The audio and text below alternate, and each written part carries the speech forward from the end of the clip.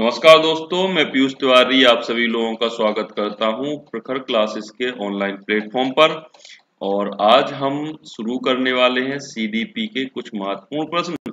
और यह जो प्रश्न हम लोग करेंगे इस क्लास में, यह आपकी किसी भी टीचिंग से रिलेटेड पेपर आप देंगे उसमें बेनिफिशियर होंगे। और आप लोग मान के चलिए कि इस क्लासेस को आप कंटिन्यूसली लेते हैं तो आप सीडीपी में 23 प्लस और 25 तक नंबर ला सकते हैं। यदि किसी पेपर में 25 नंबर की सीडीपी पूछी जाती है तो मैं आपको एश्योर करता हूं कि 23 प्लस नंबर आप लेके जाएंगे, क्योंकि मैंने जिस प्रकार से सीडीपी पढ़ी है उसी तरीके से आपको प्रैक्टिस कराने की कोशिश करूंगा। क्योंकि मैं अभी तक एक भी एग्जाम ऐसा नहीं है टीचिंग से रिलेटेड जिसमें मैंने अच्छे नंबरों से क्वालिफाई ना किया हो। जैसे आपको एग्जाम्पल दूं मैं, सबसे छोटा पेपर यूपी टेट में मेरे सीडीपी में ओवरऑल बताऊं तो 125 थे और सीडीपी में 23 के अराउंड थे। यदि बात मैं करूं सीटेट की, सीटेट में 119 और एक बार 121 के समथिंग थे। और केबीएस केंद्रीय विद्यालय में मेरे 142 के अराउंड मार्क्स रहे थे। तो मैं अपने अनुभव के आधार पर आपको पढ़ाने की कोशिश करूंगा। मेरी कोशिश रहेगी कि आपकी सीडीपी के ऊपर एक समझ विकसित हो जाए जिससे आप सीडीपी के क्वेश्चनों को टैकल करना सीख जाएं। ठीक है, तो यहाँ पे बेसिकली अभी उद्देश्य रहेगा, क्योंकि सामने आपका सी टेट का पेपर है, तो सी टेट के लिए जो भी महत्वपूर्ण प्रश्न हो सकते हैं उसको यहाँ पे लाया जाएगा। और जैसे जैसे आपका सी टेट का पेपर नजदीक आएगा तो प्रश्नों की संख्या को हम लोग बढ़ा लेंगे। सीटेट का पेपर होने के बाद इसमें शामिल किए जाएंगे आपके सुपर टेट के लिए क्वेश्चन। टेट के लिए किसी भी प्रकार का टेट हो, किसी भी स्टेट का आपका टेट हो, एस्टेट जिसे बोलते हैं, उसके लिए। और जो DSSS भी होता है, केंद्रीय विद्यालय केबीएस होता है, उन सभी के लिए हम लोग प्रैक्टिस करेंगे सीटेट के बाद। तो अभी यह सीरीज सीटेट के लिए होगी और इसी को कंटिन्यू सीटेट के बाद किया जाएगा अन्य टीचिंग एग्जाम्स के लिए। ठीक है, तो अभी विशेष फोकस सीटेट के ऊपर हमारा रहेगा। तो स्टार्ट करते हैं इस क्लास को। देखते हैं आज का पहला प्रश्न। पहला प्रश्न है आपका, जब एक निरयोग्य बच्चा पहली बार विद्यालय आता है तो शिक्षक को क्या करना चाहिए। निरयोग्य का मतलब है जो किसी भी प्रकार से मैच्योर नहीं है, योग्य नहीं है, उसने अभी तक कुछ नहीं सीखा, समझ लो वह अभी कोरा कागज है। तो वो क्लास में आया तो टीचर को क्या करना चाहिए उसके लिए? सबके साथ भिड़ा देना चाहिए कि सब बच्चे जोड़ लगा रहे तो जोड़ तुम भी लगाओ, क्योंकि उसका तो पहला दिन है तो जोड़ कैसे लगाएगा। तो उसके लिए क्या विशेष व्यवस्था करनी चाहिए टीचर को, उसके बारे में आपको बताना है। तो आपका पहला ऑप्शन है, उसे अन्य विद्यार्थियों से अलग रखना चाहिए। जब भी ऑप्शन में आपका सेग्रीगेशन की बात की जाए, अलगाव की बात की जाए, तो उसको आपको एक्सेप्ट नहीं करना है, ये हमेशा गलत होगा। ठीक है, जब भी अलगाव की बात की जाए कि बच्चे को अलग करना चाहिए या सेग्रीगेशन करना चाहिए, तो आपको उस ऑप्शन को गलत मान के चलना है। तो ये आपका ऑप्शन गलत हो जाएगा। दूसरा ऑप्शन है आपका, समायोजन हेतु विशिष्ट शैक्षिक अवसर विकसित करने के लिए बच्चे के माता पिता के साथ चर्चा करनी चाहिए। ये किसी हद तक ठीक है। और अगला ऑप्शन यदि हम देखें, प्रवेश परीक्षा लेनी चाहिए, तो आपका एनईपी जो आया है उसमें बोला गया है कि छोटे बच्चों की तो प्रवेश परीक्षा लेनी ही नहीं चाहिए, सीधा एडमिशन दो उन्हें। ठीक है, तो बच्चे जब भी एडमिशन कराने आए तो उनसे कोई सवाल जवाब नहीं, सीधा एडमिशन देना है, तो प्रवेश परीक्षा लेने की तो बात है ही नहीं। यदि चौथा ऑप्शन देखें तो बच्चे की निर्योग्यता के अनुसार उसे विशेष विद्यालय में भेजना चाहिए। अब एडमिशन के लिए कोई बच्चा आया गांव में, आपने भेज दिया कि भैया विशेष योग्यता वाले स्कूल में झांसी चले जाओ, जैसे मेरा जिला झांसी लगता है, तो कैसे जाएगा? तो ये भी आपका एक हिसाब से अलगाव ही है अपने समाज से। तो अलगाव वाली चीजों को हमें क्या नहीं देना है, ज्यादा तूल नहीं देना है। तो ये आपका अलगाव वाला ऑप्शन भी गलत होगा। तो सबसे बेस्ट ऑप्शन आपका है ऑप्शन नंबर 2, समायोजन हेतु विशिष्ट शैक्षिक अवसर विकसित करने के लिए बच्चे के माता पिता के साथ चर्चा करना। तो जब भी नया बालक आएगा तो उनके माता पिता के साथ मिलकर जो टीचर होगा कुछ शैक्षणिक जो भी उसकी गतिविधियां होंगी उसको डिसाइड करेगा कि कैसे बच्चों को पढ़ाना है। ठीक है, तो आपका सेकंड ऑप्शन बिल्कुल ठीक है। समायोजन हेतु विशिष्ट शैक्षिक अवसर विकसित करने के लिए बच्चे के माता पिता के साथ चर्चा करना। तो जो भी निर्योग्य बच्चा, जो भी नया बच्चा स्कूल में आएगा तो सीधे सीधे तो सब कुछ सीख नहीं जाएगा, तो टीचर उसके माता पिता के साथ बातचीत करके एक प्लानिंग करेगा कि बच्चे को किस तरीके से हमें डेवलप करना है, इसके जो भी शैक्षिक उद्देश्य है उनको कैसे पूरित करना है या पाना है, उसकी रणनीति बनाएगा। किसके साथ? टीचर उनके माता पिता के साथ। तो आपका ऑप्शन नंबर 2 बिल्कुल ठीक होगा। आगे अगला प्रश्न है आपका, छोटे शिक्षार्थियों को कक्षा में समवयस्कों के साथ अंतः क्रिया करने के लिए प्रोत्साहित करना चाहिए, जिससे। अब आपसे पूछा गया है इस प्रश्न में कि जो छोटे बच्चे हैं वो अपने से बड़ी क्लास में जाकर, समवयस्क का मतलब है जो उनसे बड़े हों, उनके साथ अंतः क्रिया करने के लिए प्रोत्साहन करना चाहिए, यानी बढ़ावा देना चाहिए कि आपस में छोटे बालक बड़े बालकों के साथ क्या करें? बातचीत करें। तो इसका कारण क्या है, क्यों प्रोत्साहन देना चाहिए, ये आपसे पूछा गया है। तो आपके ऑप्शन है, पाठ्यक्रम को बहुत जल्दी पूरा किया जा सके। दूसरा ऑप्शन है आपका, वे पढ़ने के दौरान सामाजिक कौशल सीख सके। ये ठीक है, जब बच्चे आपस में बात करेंगे तो सामाजिक कौशलों का विकास तो होगा ही। ठीक है, तो ये ऑप्शन आपका ठीक रहेगा। इसके आगे और देखो, शिक्षक कक्षा कक्ष को बेहतर तरीके से नियंत्रित कर सकते हैं। तो जब बच्चे बात करेंगे तो नियंत्रण की तो बात खत्म ही है। टीचर को नियंत्रित नहीं करना है किसी बच्चे को, उसको सीमित नहीं करना है, उसके लिए एक्सपोजर देना है, खुला माहौल देना है। तो ये उतना इफेक्टिव ऑप्शन होगा नहीं। अगला ऑप्शन है आपका, वे एक दूसरे से प्रश्नों के उत्तर सीख सकेंगे। ठीक है, तो उत्तर सीखना, यहाँ पर रटन पद्धति को हमें बढ़ावा थोड़ी ना देना है। यहाँ पे उत्तर सीखने की जगह ये होता है कि वह अपने विचारों को साझा कर सकेंगे एक दूसरे के साथ, तो बेटर रहता। तो सबसे बेटर देखो, सीटेट में आपको करना क्या है, ऑप्शन तो चारों ठीक हो सकते हैं, लेकिन सीटेट आपसे पूछता है सबसे बेस्ट ऑप्शन कौन सा है। तो बेस्ट ऑप्शन यदि हम देखें तो ऑप्शन 2 होगा, वे पढ़ने के दौरान सामाजिक कौशल सीख सके, इसके लिए हमें बच्चों को आपस में अंतःक्रिया करने देना चाहिए। तो ऑप्शन नंबर 2 ठीक होगा। ठीक है, आगे अगला प्रश्न है आपका, प्राथमिक स्तर पर निम्नलिखित में से किस एक शिक्षक का सर्वाधिक महत्वपूर्ण गुण माना जाता है। तो आपसे पूछा गया है कि जो प्राथमिक लेवल के टीचर होते हैं उनमें कौन सा गुण सबसे महत्वपूर्ण है, टीचर के अंदर कौन सी क्वालिटीज होनी चाहिए। ठीक है, तो पढ़ाने की उत्सुकता टीचर में होना चाहिए, ये ठीक है कहीं ना कहीं। धैर्य एवं सहिष्णुता, ये भी ठीक है, टीचर में धैर्य होना चाहिए। शिक्षक पद्धतियों में दक्षता एवं विषय का ज्ञान, टीचर में विषय का ज्ञान और शिक्षण पद्धतियों का ज्ञान होना चाहिए, ये भी ठीक है। उच्च मानक भाषाएं पढ़ाने की दक्षता, अब जैसे पीआरटी लेवल का बच्चा है 1 से 5 तक का, सपोज कर लो 1 का बच्चा है क्लास 1 का, उसको तुम मानक भाषाएं पढ़ाने लगो। मानक भाषाएं पढ़ाओगे तो बच्चे को समझ आएगा कुछ। आपको एनईपी में बोला गया है कि बच्चे की क्षेत्रीय या मदर टंग में ही आपको पढ़ाना है। कोशिश देखो, कोशिश तो आपको करनी है मदर टंग में। ठीक है, तो ये मानक भाषा का प्रयोग करके आप बालक को नहीं पढ़ा सकते। तो चौथा ऑप्शन आपका बिल्कुल गलत होगा। लेकिन सबसे महत्वपूर्ण जो गुण होता है वो बताना है टीचर के अंदर। तो टीचर के अंदर सबसे महत्वपूर्ण गुण आपका धैर्य होना चाहिए। धैर्य क्यों?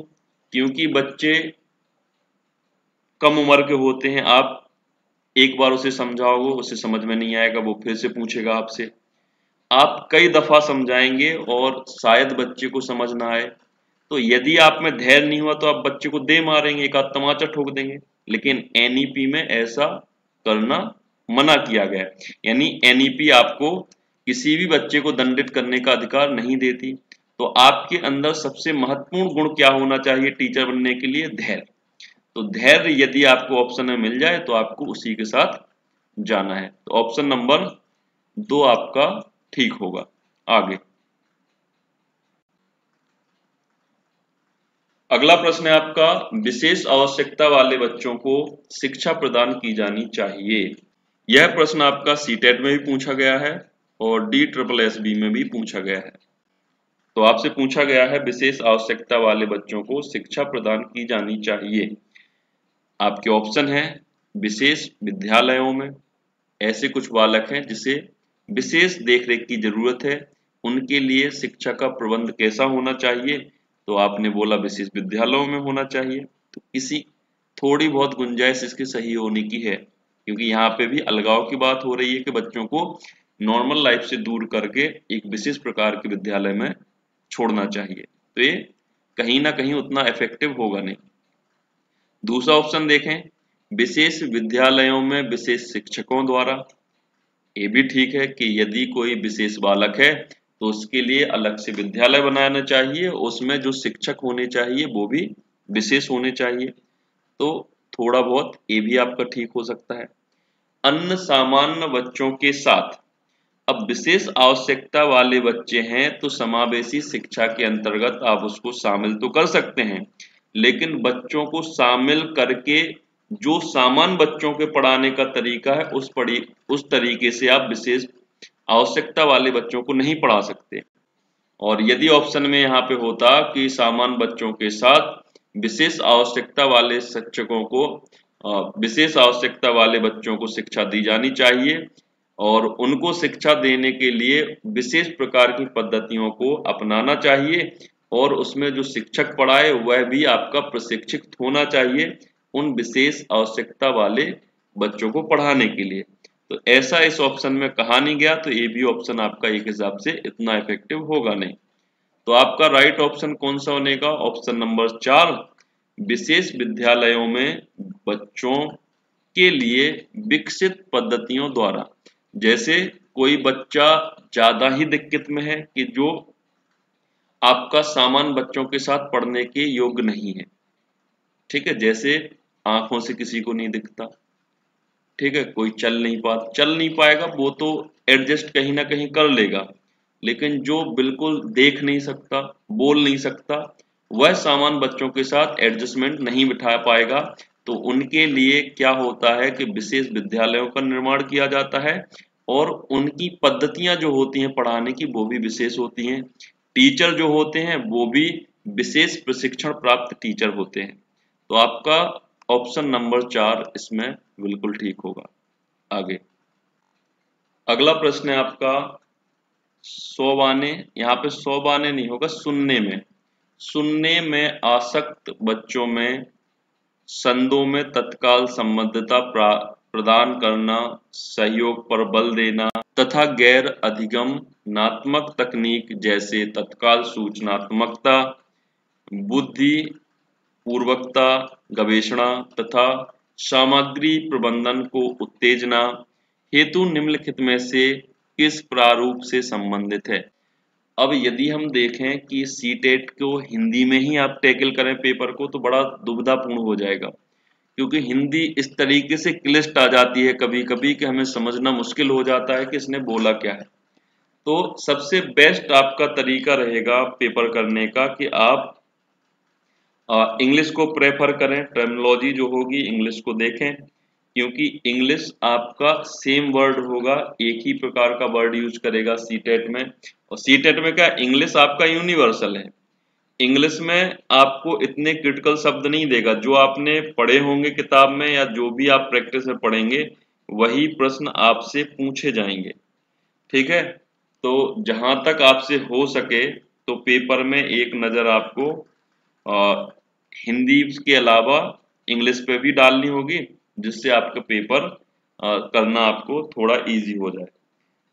तो इस प्रश्न में आपसे पूछा गया है कि जो हियरिंग डिसेबिलिटीज वाले बच्चे होते हैं उनको किसी बात के बारे में जानकारी देनी है, कोई बात बतानी है, तो किस तरीके से आप उनको विकसित कर सकते हैं कि उन्हें तत्काल वह इंफॉर्मेशन मिल जाए और आप उनको हाल के हाल कोई चीज बता सकें। तो यदि सुनाई नहीं देता तो आप कैसे बताएंगे?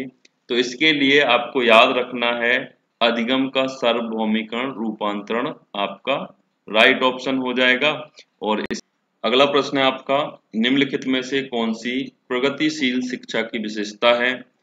तो आपके ऑप्शन है परीक्षाओं में अच्छे अंक प्राप्त करने पर बल देना, बार बार ली जाने वाली परीक्षाएं, समय सारणी और बैठने की व्यवस्था में लचीलापन, केवल प्रस्तावित पाठ्य पुस्तकों पर आधारित अनुदेश।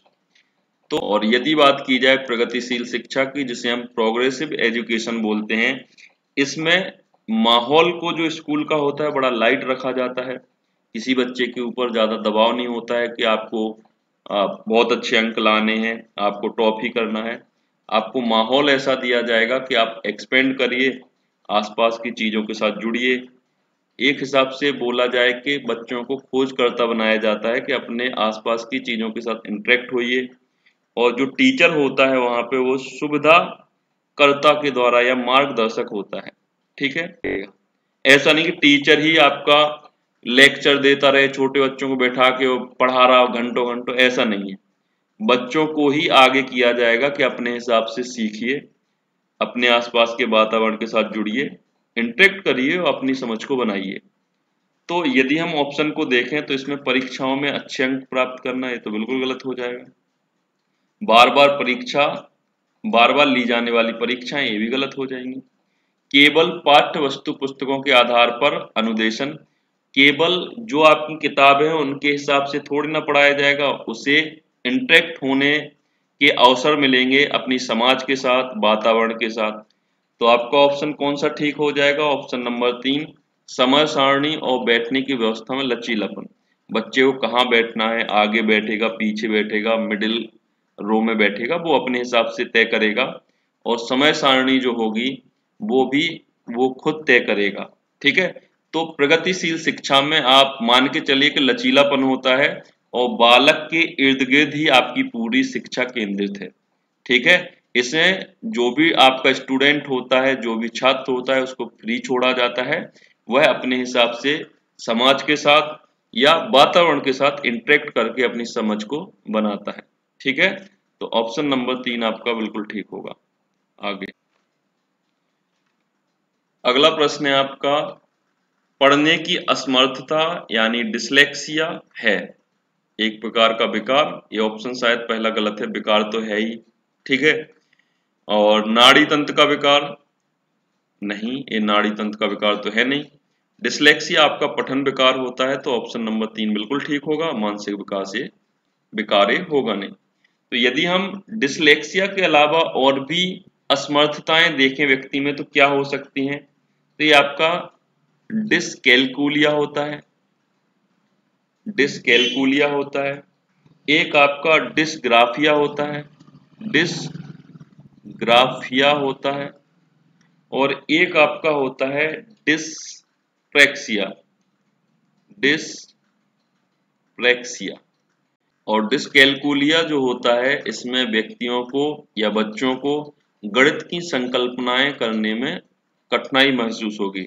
जो भी कैलकुलेशन होंगी गणित की, उसको करने में बच्चा थोड़ा क्या करेगा, कठिनाई महसूस करेगा। तो समझ लेना उन बच्चों में डिसकैलकुलिया नामक असमर्थता पाई जाती है।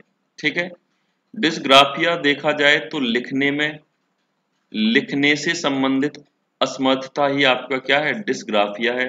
जैसे कोई बालक ऐसी राइटिंग लिखे जिसको पढ़ना ही असंभव हो, समझ ही ना पाए कि क्या लिखा है, तो समझ लेना वो डिसग्राफिया से क्या है, सफर कर रहा है। और डिसप्रेक्सिया जो होता है, डिसप्रेक्सिया आपका मोटर स्किल में असमर्थता, जैसे चलने में, हाँ, हैंड कोऑर्डिनेशन में और खड़े होने में उसे यदि दिक्कत आती है, चलने में दिक्कत आती है, तो समझ लेना वह डिसप्रेक्सिया से क्या है, सफर कर रहा है या पीड़ित है। ठीक है, अगला प्रश्न है आपका, विशेष आवश्यकता वाले बच्चों को शिक्षा प्रदान की जानी चाहिए। अब हमने पढ़ा था कि ये तो हम शायद कर चुके हैं। तो आपका राइट ऑप्शन इसमें क्या बनेगा, 4, विशेष विद्यालयों में विशेष बच्चों के लिए विकसित पद्धतियों के द्वारा उन्हें पढ़ाया जाना चाहिए। ऑप्शन नंबर 4 ठीक होगा। अगला प्रश्न है आपका, एक समावेशी कक्षा है जहां। आपके ऑप्शन है, समस्याओं का अधिकाधिक समाधान करने की संभावना को दृष्टि से बच्चे को सक्रिय भागीदारिता रहती है। थोड़ा सा यहाँ पे कोई मिस्टेक है कि संभावना की दृष्टि से बच्चों की सक्रिय भागीदारिता रहती है, यानी उनकी एक एक्टिव भागीदारी रहेगी समस्याओं के समाधान करने के लिए।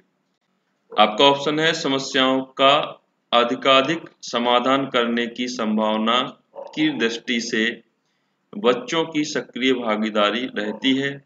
दूसरा ऑप्शन है आपका, अध्यापक प्रत्येक अधिगमकर्ता के लिए वैधेयपूर्ण और सामर्थ्य अधिगमनात्मक अनुभवों हेतु परिवेश का निर्माण करता है। तीसरा आपका ऑप्शन है, तब तक आकलन की पुनरावृत्ति होती रहती है जब तक प्रत्येक अधिगमकर्ता न्यूनतम श्रेणी प्राप्त न कर ले। और आपका अगला ऑप्शन है, विद्यार्थियों का भार कम करने के लिए अध्यापक केवल अनुमोदित पुस्तकों से ही पढ़ाते हैं। तो देखो, समावेशी शिक्षा क्या है? समावेशी शिक्षा में क्या किया जाता है कि विशेष आवश्यकता वाले बच्चे, सामान्य बच्चे, सबको बिठा के एक ही छत के नीचे पढ़ाना। तो इसमें पहला ऑप्शन को यदि हम देखें तो इसमें बोला गया है, समस्याओं का अधिकाधिक समाधान करने की संभावना की दृष्टि से बच्चों की सक्रिय भागीदारी। तो जो भी समस्या आएंगी अधिगम में, तो उसमें बच्चों की भागीदारी को भी सुनिश्चित करना होगा। समावेशी शिक्षा ये कहती है कि बच्चों को सक्रिय भागीदार बनाना चाहिए समस्या समाधान में, तो ये भी आपका ठीक होगा। दूसरा ऑप्शन यदि हम देखें तो टीचर एक ऐसा माहौल देंगे जिसमें बच्चे अनुभव कर सकें और जो भी टीचिंग एड्स आपके टीचर ने बनाए हैं या अधिगम के लिए कोई नई तकनीक लेके आए, उसको अनुभव कर सके बच्चे, ऐसा माहौल टीचर बनाएगा।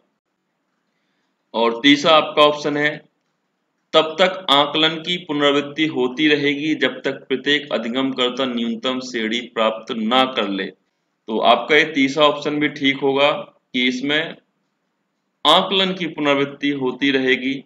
आकलन का मतलब बच्चों को जो पढ़ाया गया है उनसे पूछा जाएगा और यदि नहीं आया तो फिर से उन्हें वो चीज पढ़ाई जाएगी। तब तक पढ़ाई जाएगी जब तक सबको एक न्यूनतम श्रेणी प्राप्त ना हो जाए। न्यूनतम श्रेणी का मतलब कितना एक टीचर ने अपना उद्देश्य रखा होगा कि बच्चे को इतना तो आना ही चाहिए। उस उद्देश्य को यदि सभी बच्चे पा लेंगे तो टीचर आगे बढ़ जाएगा, उसकी पुनरावृत्ति को रोक देगा जो पढ़ा रहा है वो। ठीक है। यदि हम चौथा ऑप्शन देखें तो विद्यार्थियों का भार कम करने के लिए अध्यापक केवल अनुमोदित पुस्तकों से ही पढ़ाता है। तो ऐसी कोई बात इसमें है नहीं। तो इसमें यदि हम देखें तो तीनों ऑप्शन बिल्कुल ठीक लग रहे हैं हमें। तो आप बताएं किस ऑप्शन के साथ जाना चाहेंगे आप? ठीक, तो इसमें सबसे ठीक बताना है।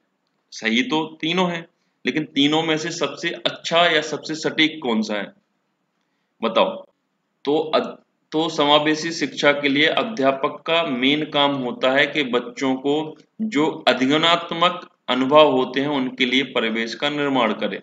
एक ऐसा परिवेश का निर्माण करे जिसमें वह वो जो पढ़ा रहा है उसको बच्चे फील कर सकें। ठीक है, अपने हिसाब से समझ सकें। ऐसा नहीं है कि आपने एक पॉइंट आउट करके आंसर दे दिया कि यही आंसर है, उसको बच्चे रट लें। नहीं, वह अपनी समझ खुद से बना सकें, ऐसा परिवेश का निर्माण अध्यापक को करना होगा। यही आपका ऑप्शन बिल्कुल ठीक होगा। दो, ऑप्शन नंबर 2 बिल्कुल ठीक होगा। आगे बढ़ते हैं। अगला प्रश्न आपका है कि जब एक निर्योग्य बच्चा पहली बार विद्यालय आता है तो शिक्षक को क्या करना चाहिए? शायद ये भी हम लोग पढ़ चुके हैं। प्रवेश परीक्षा लेनी चाहिए। तो हमने पढ़ा था कि प्रवेश परीक्षा तो किसी बालक की नहीं लेते हैं, सीधा हम एडमिशन देंगे उसे। बच्चे की निर्योग्यता के अनुसार विशेष विद्यालय में भेजना, सेग्रीगेशन, अलगाव की बात होगी। तो ये भी हम क्या करेंगे? अवॉइड करेंगे किसी हद तक। उसे अन्य विद्यार्थियों से अलग रखना, यहाँ भी अलगाव की बात हो रही है, तो इसको भी हम क्या करेंगे? गलत करेंगे। तो यदि हम चौथा ऑप्शन देखें कि सहकारी योजना विकसित करने के लिए बच्चे के माता पिता के साथ परिचर्चा करनी चाहिए, तो यही ऑप्शन आपका ठीक होगा कि माता पिता के साथ टीचर मिलकर एक रणनीति बनाएगा कि बच्चों के जो अधिगम उद्देश्य हैं उसको कैसे प्राप्त किया जाए। इसके विकास में कैसे भूमिका निभाई जाए, ये माता पिता और टीचर मिलकर डिसाइड करेंगे। यही ऑप्शन आपका बिल्कुल ठीक होगा। आगे अगला प्रश्न है आपका, विद्यालय छोड़ने वाले विद्यार्थियों के नियंत्रण को दृष्टि में सरकारी संगठनों द्वारा संस्था के स्तर पर विभिन्न उपाय किए गए हैं। निम्नलिखित में से कौन सा कारण स्थानिक स्तर से जुड़ा है जिसके कारण विद्यालय छोड़ते हैं बच्चे। तो सीधा सा आपका इतना बड़ा जो थ्योरी दिया है, इसका अर्थ यही है कि आप बताएं कि बच्चे स्कूल क्यों छोड़ते हैं, इसका मेन कारण क्या हो सकता है। आपके ऑप्शन है, बच्चों से भली भांति व्यवहार करने की आवश्यकता के प्रति अध्यापकों का संवेदनशील न होना। दूसरा ऑप्शन है आपका, जो बच्चे अनिवार्य पाठचर्या का स्वीकार नहीं कर पाते उनके लिए विकल्पात्मक पाठचर्या का न होना। अगला ऑप्शन, विद्यालय में श्यामपट्ट और शौचालय जैसी आधारभूत सेवाओं का अभाव होना। एक ऑप्शन इसमें से मिसिंग है, शायद वो ही ठीक हो। तो आप उसको छोड़कर इन तीनों में बताएं कि सबसे ठीक कौन सा ऑप्शन है कि जिसकी वजह से बालक या बालिकाएं स्कूल छोड़ती हैं। तो बच्चों को भली भांति व्यवहार करने की आवश्यकता के प्रति अध्यापकों का संवेदनशील न होना। तो यदि हम बेस्ट ऑप्शन तीनों में देखें तो क्या हो सकता है, तो यदि हम छात्राओं के लिए देखें तो शौचालय का न होना एक मूलभूत सुविधा हो जाएगी, और यदि शौचालय विद्यार्थी लड़का और लड़कियों के लिए अलग अलग नहीं है तो ये भी एक कारण हो सकता है कि बच्चे स्कूल छोड़ें। ठीक है। दूसरा ऑप्शन यदि हम चर्चा करें तो बच्चे अनिवार्य पाठचर्या का स्वीकार नहीं कर पाते, उसके लिए हाँ ये भी बहुत इंपॉर्टेंट है। तो दूसरा ऑप्शन देखें तो ये भी आपका इंटरेस्टिंग है। इसमें क्या बोला गया है कि बच्चे अनिवार्य पाठचर्या का स्वीकार नहीं कर पाते, उसके लिए विकल्पात्मक पाठचर्या का ना होना। तो सबसे बड़ी बात है कि यदि कोई बच्चा आपका जो सिलेबस है, जो कैरिकुलम है, उसमें रुचि नहीं रख रहा है, जैसे आपको एक किताब दे दी गई, बोला जाए यही पढ़ो, इसी को सबको पढ़ना है, इसके अलावा कोई भी तरीका आपका नहीं है कि आप पढ़ाई कर सकें, ऐसे आपको बोल दिया जाए स्कूल में, तो जो बालक इस किताब में इंटरेस्टेड नहीं है तो वो क्या करेगा, एक समय बाद परेशान होकर स्कूल को छोड़ ही देगा कि नहीं छोड़ेगा। कब तक वो सहन करेगा, वो बोलेगा मुझे नहीं आ रहा, कुछ मुझे मजा ही नहीं आ रहा। तो बच्चे को केंद्र में रखकर उसको आनंदित भी तो करना है, पढ़ाई करने के साथ साथ बच्चे को आनंदित करना है कि वो हंसी खुशी पढ़े, बोझ डाल के नहीं पढ़ाना। तो सबसे बेस्ट ऑप्शन यदि हम देखें इन तीनों में तो ऑप्शन नंबर 2 आपका हो सकता है। ठीक है, तो ऑप्शन नंबर 2 बिल्कुल ठीक होगा। आगे अगला प्रश्न है आपका, जब बच्चे की दादी उसकी माँ की गोद से उसे ले लेती है तो बच्चा किस कारण रोता है। तो आपसे इस प्रश्न में पूछा गया है कि किसी माँ की गोद से यदि कोई दादी है, दादी क्या आप भी उस बच्चे को लेंगी तो वो क्यों रोने लगता है, उसका कारण क्या होता है। तो आपके ऑप्शन है वियोग, वियोग के कारण, माँ से अलगाव होने के कारण, वियोग दुश्चित्ता जिसे बोलते हैं, सर्वगात्मक दुश्चित्ता, या अजनबी दुश्चित्ता कि दादी से वो परिचय नहीं है इसलिए। और एक ऑप्शन यहाँ पे और लिख लीजिए आप दूसरा, जिसे हम बोलेंगे संवेगात्मक दुश्चित्ता। जब आप बच्चे को माँ की गोद से ले लेते हैं तो बच्चा संवेगात्मक दुश्चित्ता के कारण रोता है, क्योंकि बच्चे को माँ से अधिक लगाव होता है, और लगाव होने के कारण जब आप उससे दूर करेंगे तो उसके संवेग जाग जाएंगे, तो और संवेग जाग जाएंगे तो वो रोएगा। ठीक है, तो आपको याद रखना है कि जब भी कोई बच्चा माँ से दूर होगा तो संवेगात्मक दुश्चित्ता के कारण वह रोता है। यही आपका ऑप्शन बिल्कुल ठीक होगा, ऑप्शन नंबर 2। ठीक है, तो आज के लिए बस इतना ही, और कल से प्रश्नों की संख्या को बढ़ाया जाएगा। आपको वीडियो यहाँ तक आए हो तो आपको अच्छी लगी ही होगी, और वीडियो अच्छी लगी है तो लाइक शेयर सब्सक्राइब जरूर करें। और मेरा उद्देश्य यही रहेगा कि इस सीरीज को जब तक सीटेट का पेपर नहीं होता है तो सीटेट से रिलेटेड ही सारे प्रश्न लाए जाएं, और सीटेट पेपर होने के बाद इस सीरीज को सुपर टेट और केबीएस DSSS बी से संबंधित प्रश्नों के लिए बनाया जाएगा।